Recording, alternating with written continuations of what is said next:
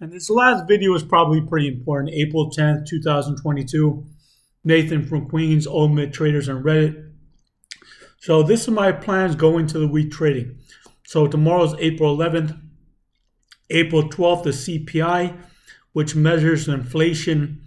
Last month's CPI was at 7.9%. That reading in the beginning of March was to reflect February.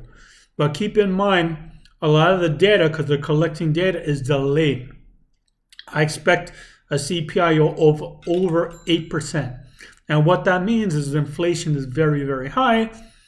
And unfortunately, May 5th, the Fed is probably going to have to do a 0.5 rate hike and maybe multiple rate hikes. Also, this week, we're going to start having some earnings reports come in for the first quarter for most companies, which ended March 31st. Remember that the war started on February 24th. So a lot of companies in the fourth quarter were not affected by the war. So a lot of the first quarter reports will have a slight effect from the war. On top of that, before the war even started, earnings were already coming down. So as I said in previous videos, I do not expect first quarter earnings to be good. Now, I did a video and didn't get a lot of views, but it's very important because that video tells you my grading scale. Remember, these are your dollars, not my dollars. If you want to allow a company to pass and you want to say that the company had a very good report when they did not, it's your money, not mine. That's up to you. But most of the companies that report are not going to even get a 70 score. Now, if you want to check out my grading scale, look at that video. It was maybe a few weeks back, like 3 weeks back. Is very important. So what I'm doing right now, and unfortunately, as I said on March 20th, be careful of the head fakes. We were going up on a rally from March 15th at the Fed chairman raised rates 0.25. We rallied from 12,500 to as high as 14,700 the other day. Now, we've come 1,000 points off in the past few days, but we should have never rallied from 12,500 to 14,700. The only reason that we rallied so high is most retail and most people in general are bullish and only know how to make money on a bull run. It is more difficult to make money when things are going down. It's not you just buy short or buy puts and everything. You have to be a little bit more careful about it. So in general, when the market rallies, people make more money, and it's a lot easier to make money when everyone's on a bull run. So when the data tells me to be on a bull run, I'm going to make a lot more money on a bull run. Now, because of that, unfortunately, in the middle of March, I bought most of my puts. I still have puts. A lot of my puts expire on Thursday, April 14th. And the problem with that is I don't have a lot of time. So right now I have maybe 12 or 13 puts, and at least half of them are going to expire worthless. And that does suck because the market rallied for nothing. Stuff like Palo Alto Networks, PNW, it got a real pump because cybersecurity, the Russia nonsense with how they're going to hack or whatever, that was just a speculation pump. But the stocks has stayed over 600. So I'm probably going to lose on that. I might lose on ServiceNow, NOW. I might lose on SGen. So I might lose on half of my puts. But I still have puts May 20th, 2022. And I'm still going to lean 80 to 90% puts and maybe 10 to 20% calls. I was bidding on Upstart calls yesterday and Qualcomm calls on Friday. I didn't get hit in the Qualcomm because those, like Upstart, they made a huge profit and did a $400 million buyback. So as long as the company is executing, they're making money, they're doing a buyback, those are things to tell me that, hey, it's okay, it's safe to buy those stocks or buy those calls. When a company is not making money or insanely overvalued, like 100 times PE or even over, PNW is over 100 PE, that's when I short or buy puts.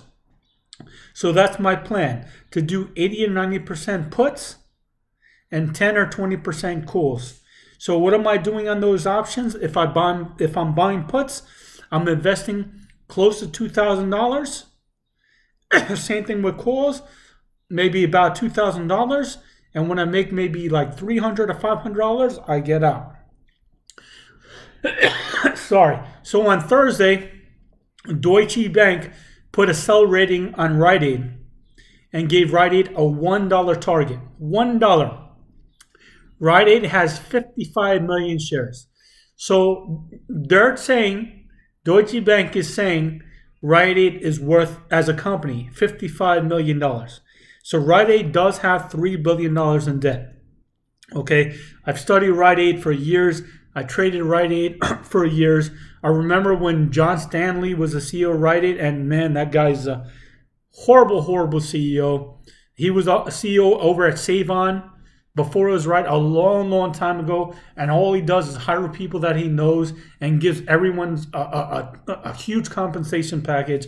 They stiff retail and sell shares, whatever the case is. I'm saying I've been following Rite Aid forever. I'm not saying Rite Aid is a great company because they're in the turnaround. But in this turnaround, they started making some profits. So if your company is doing a turnaround and they went from losing money to making money on some quarters, they've lowered coupon bonds, like they lowered it from 8 to 6.5, lowering the interest costs, and their debt has lowered. Those are all good signs. So I'm not saying that Rite Aid is going to go through the roof. Rite Aid did make a profit the last quarter, and the stock went to 16, and right now with 750, the risk reward is very good. Okay, if Rite Aid was to execute the next 4 quarters, I could see Rite Aid at $20, but I can't say Rite Aid is $20 because I have another video. We have to go quarter by quarter. Okay, we do not run the companies. We cannot tell you that every single quarter the company is going to execute. I'm saying that if the company was to beat 4 quarters in a row, this could be a $20 stock, maybe even higher. But they have to do that. I'm not saying they're going to do that. They actually did do that before. But then 2 quarters in a row, they missed. Nothing good about that. When they missed 2 quarters in a row, I kind of backed off. But then they beat last quarter. So they had a very good report. 2 bad reports in a row. Had a good report. Now this week they're going to report again.